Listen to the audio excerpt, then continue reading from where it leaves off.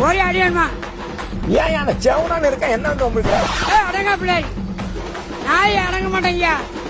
நாய் போக்குவரத்தெல்லாம் இடையிலா இருக்கு. நாய் இடையிலா இருக்கு. நாய் எங்க ஒன்று போடணும்? அப்படி போடு. சரியா சொன்னேன். இவனை பண்றது தாங்க முடியல. உள்ள தானே போற, வெளில வரப்ப ஆளு எல்லாம் ரெடியா இருப்பாங்க உன்னை பார்க்க. நாய் ட்ரக் பண்ணுது. நாய் ட்ரக் பண்ணுது.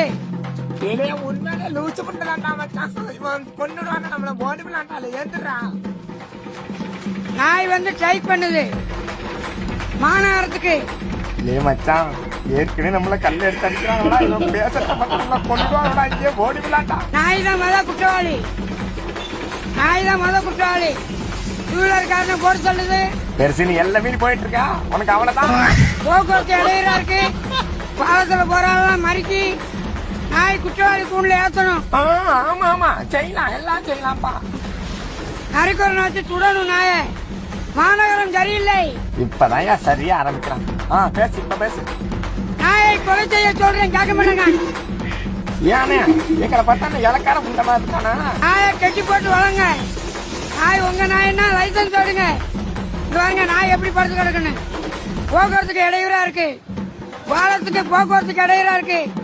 அப்ப எங்களுக்கு வீட கட்டி 4 கல்யாணம் பண்ணி வைங்க. நாய்க்கு லைசன்ஸ் வாங்குங்க.